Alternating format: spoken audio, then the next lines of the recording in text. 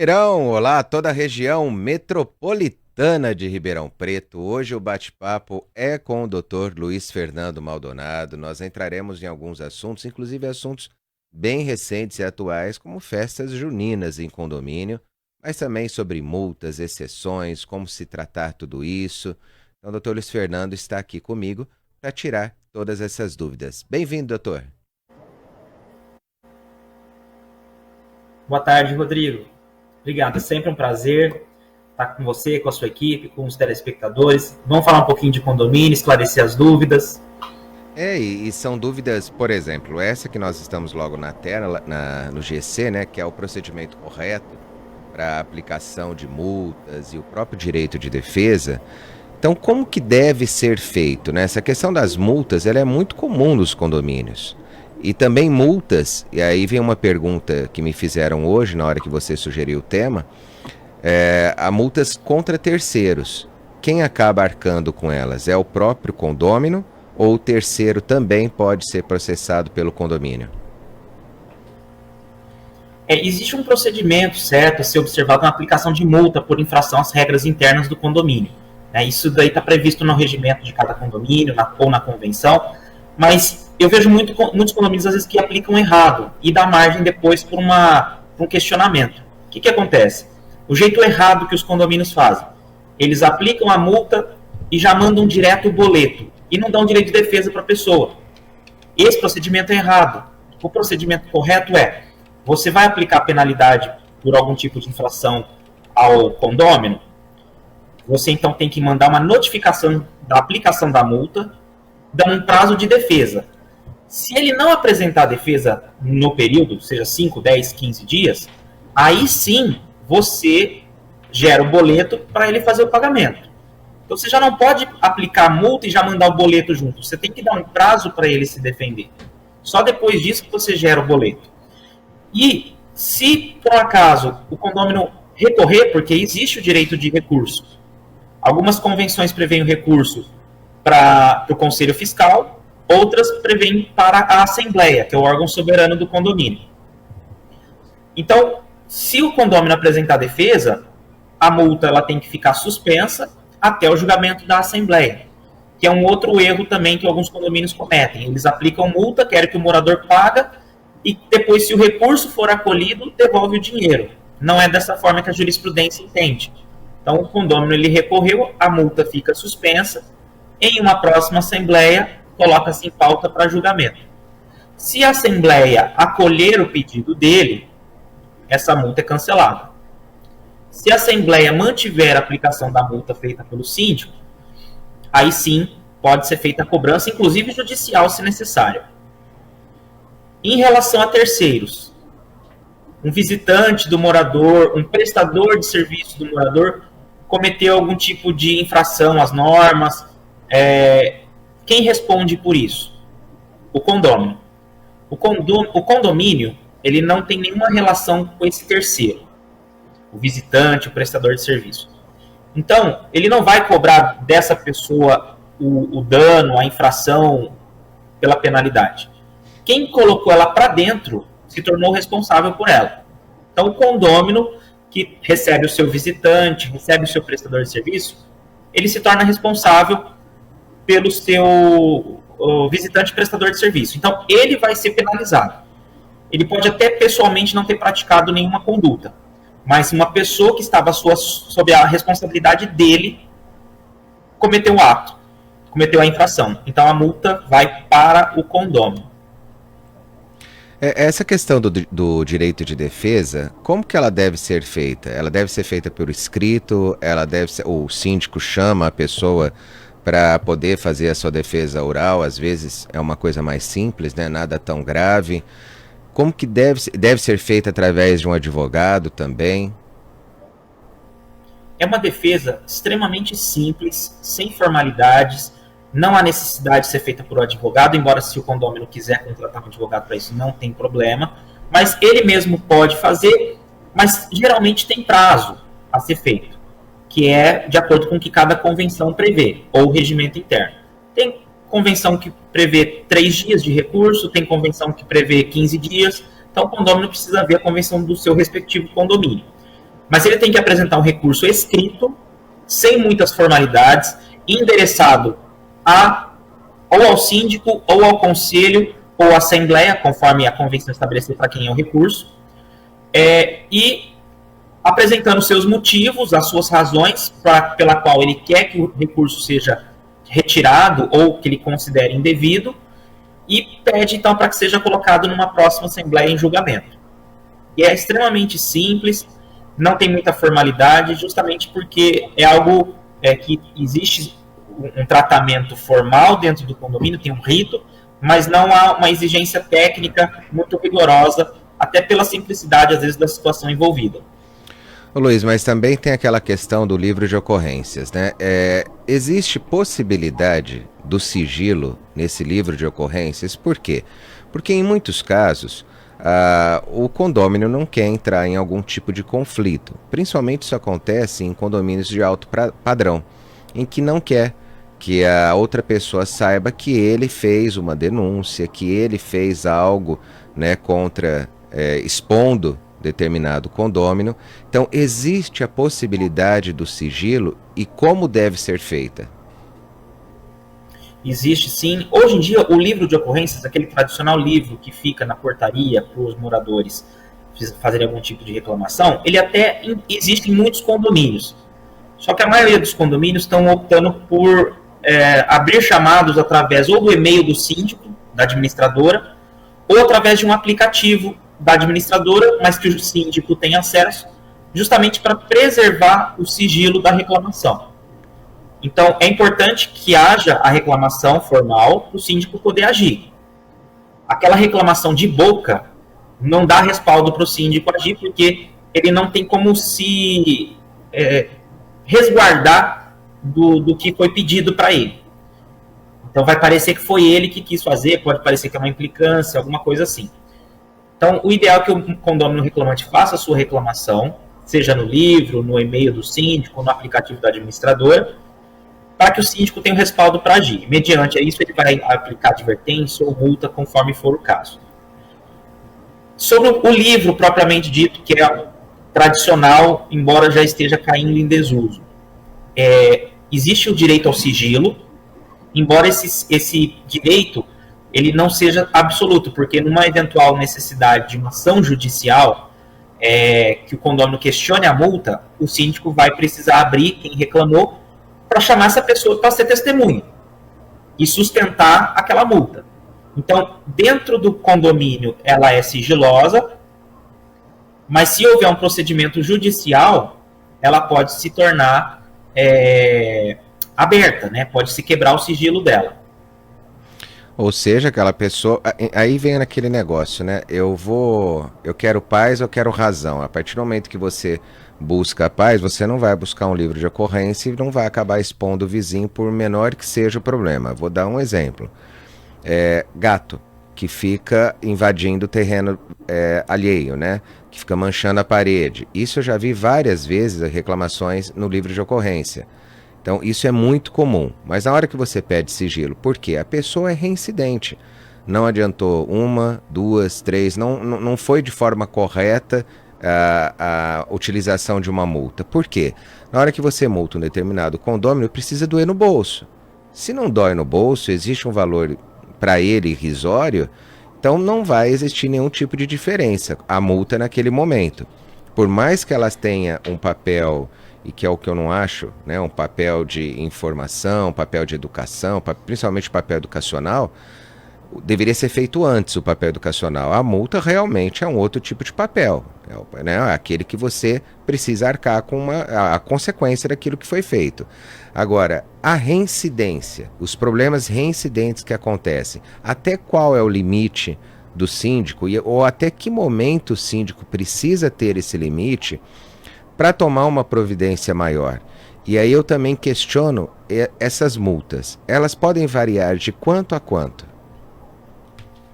Realmente, a multa, o objetivo dela não é ser uma arrecadação financeira para o condomínio. É o que você falou, é um caráter educacional, pedagógico. É mostrar para o morador, olha, você está errando, não erre mais. Isso é na advertência ainda. A multa, ela vai quando já houve advertência e mesmo assim ele continua praticando. E aí você vai penalizar no bolso, que é onde tem a condição de fazer cumprir a norma através da penalização financeira. Né? Reincidência. Acontece muito. Infelizmente, as pessoas, mesmo às vezes penalizadas já com multa, reincidem. O Código Civil estabelece um teto de 5 taxas condominiais. Ou seja, o condomínio pode aplicar multa cobrando até 5 vezes o valor da taxa condominial. Esse é o limite. Pode ser quantas vezes for, 2, 3, 4, 5, 6, mas o condomínio vai ter que ficar sempre no limite de 5. Se ultrapassar, vem ocorrendo, tem 8 vezes a mesma ocorrência ou qualquer outra, enfim, a unidade é reincidente. Nós podemos estar próximo de uma situação de conduta antissocial, onde aí se vai passar a um próximo passo, que já vai além da aplicação das multas, que é a convocação de uma assembleia para deliberar sobre a expulsão desse condômino do condomínio, daquela coletividade condominial.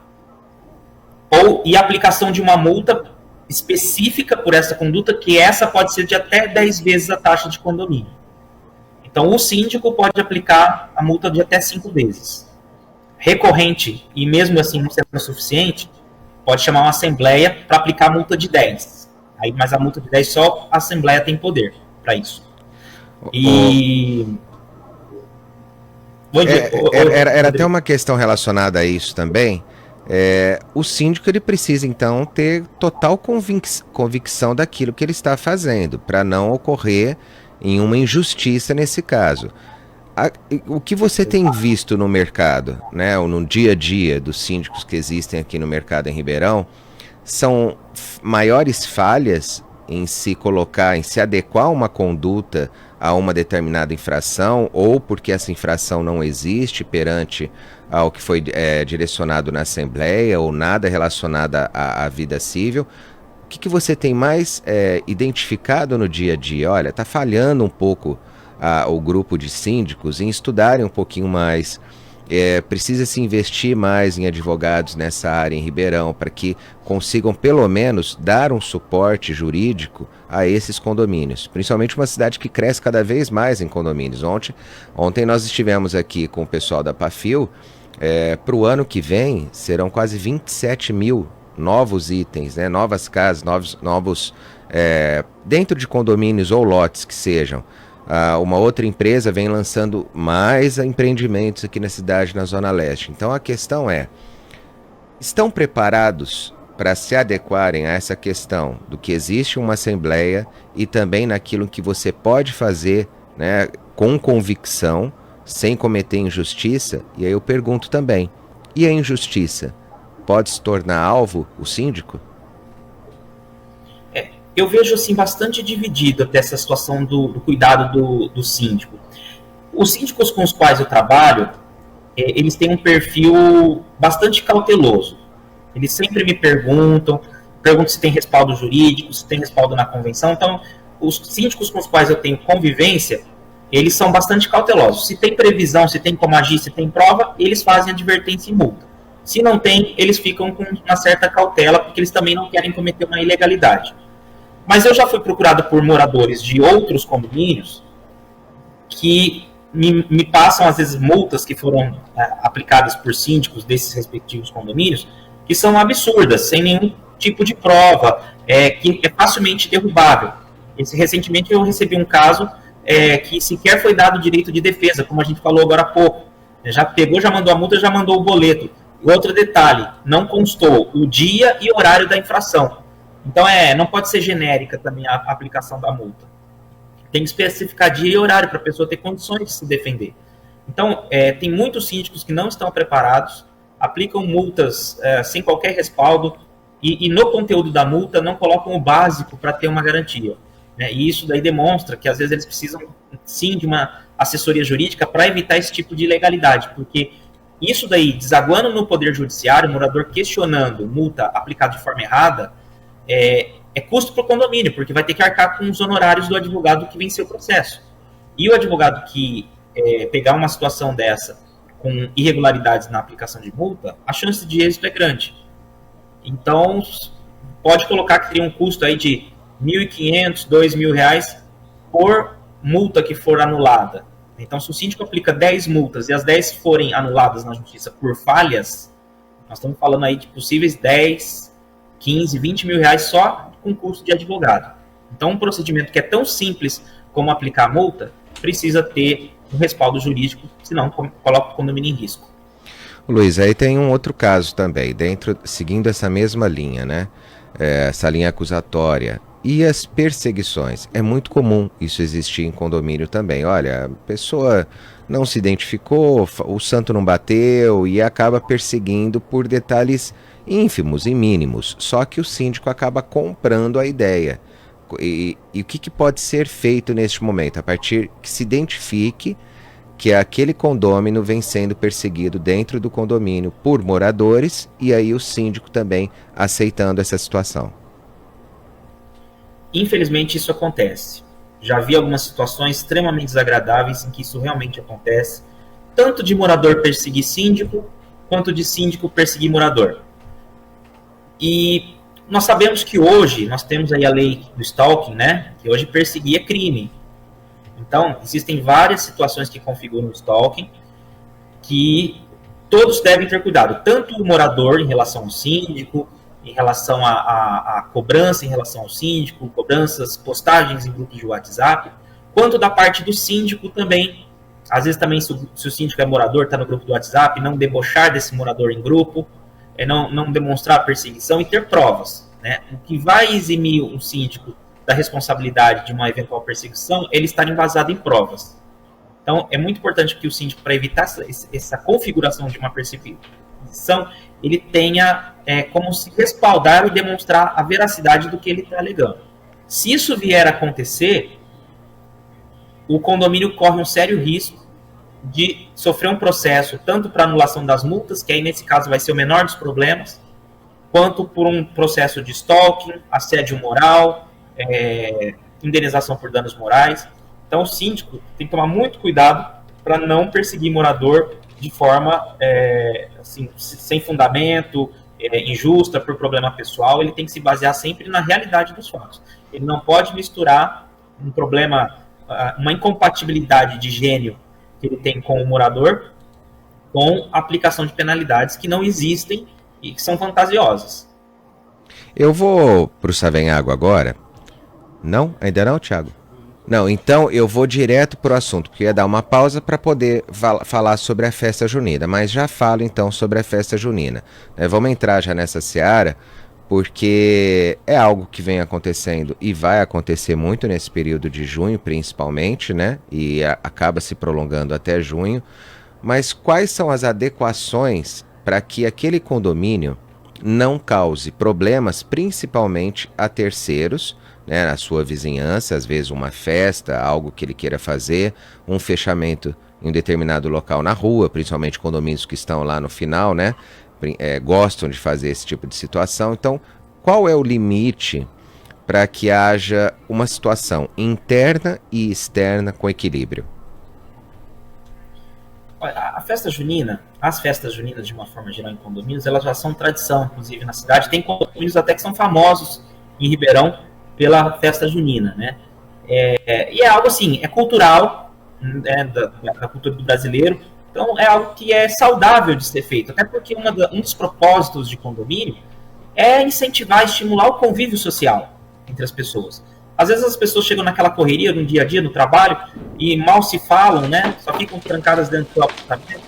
E aí, se elas têm a oportunidade de socializar, né, através de uma festa, onde elas acabam sendo forçadas, entre aspas, a ir para a área comum do condomínio, para a área social, elas acabam conhecendo seu vizinho, os filhos, os amigos dos seus vizinhos, né? Isso é muito saudável.